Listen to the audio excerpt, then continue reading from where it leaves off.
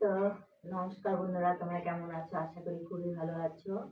তো বন্ধুরা, আজকে আমি লাফা শাকের তরকা করব। তো দেখতে থাকুন কিভাবে করি। তো আমার নাতি আজকে ক্যামেরা ধরছে, আমি ভিডিও বানাচ্ছি। অনেকদিন থেকে বন্ধুরা ভিডিও দেওয়া হচ্ছে না, কারণ নাকি নাতির পরীক্ষা ছিল, তারপরে নাতি বাড়িতে গেছিল, এবং আমি যে বাড়িতে আসছি তাও হয় না, কিন্তু সেভাবে রান্না টান্না করি যাই। আর ব্যস্ততা ছিলাম, ওর ভর্তি ছিল, সে কারণের জন্য তো আমি ভিডিও বানাতে পারি নাই। তাই এখন এই যে বানাচ্ছি, তা আজকে একটা ভিডিও আপনাদেরকে দিচ্ছি।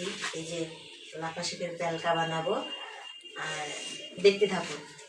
তাহলে লাফা শাকের প্যালকা না বন্ধুরা, এর মধ্যে আছে আলাদাও করব আজকে। এই যে ভাদালি দিয়ে, বেগুন টেগুন দিয়ে, সব কিছু দিয়ে, কুমড়া শাক দিয়ে, পালং শাক দিয়ে, সব কিছু দিয়ে একটা পরে আপনাদেরকে এই রেসিপিটাও দেখাবো কীভাবে রান্না করি। তো বন্ধুরা, আমি এই যে প্যালকা বানাবো বলে জলটা গরম বসিয়েছি আমি। এর মধ্যে এখন আমি দিয়ে দিব লবণ, 1 চামচ লবণ দিলাম। দিয়ে দিচ্ছি, এখানে আছে, এই যে আপনাদেরকে ভালো করে দেখাই নিচ্ছি, এখানে আছে আদা রসুন থেতো আর পেঁয়াজ লঙ্কা। আমি এখন দিয়ে দিচ্ছি, সবটাই দিয়ে দিলাম। তো ভালো করে এটা ফুটতে থাকুক, আবার দেখা হচ্ছে। এই যে জলটা ফুটে গেছে, পেঁয়াজ লঙ্কা রসুন আদা সব একটু সেদ্ধর মতো হয়ে গেছে। তো আমি এখন এই যে শাকটা দিয়ে দিচ্ছি। একবার তো ঢালা যাবে না, হাত দিয়ে দিব।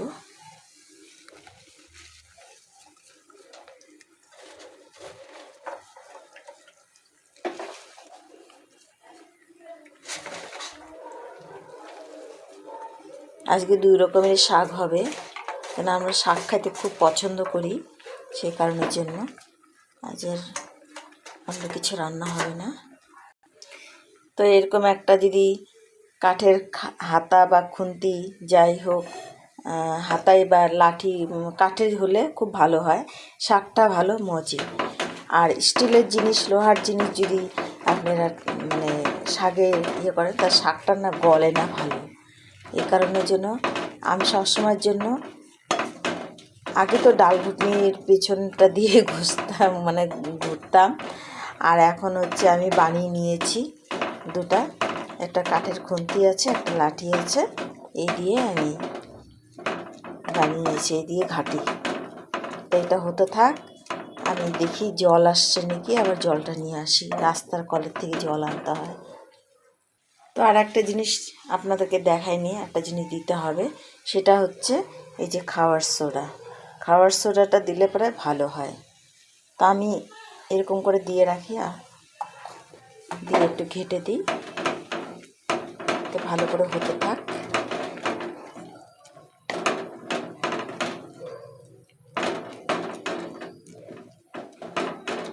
হতে থাক, এই যে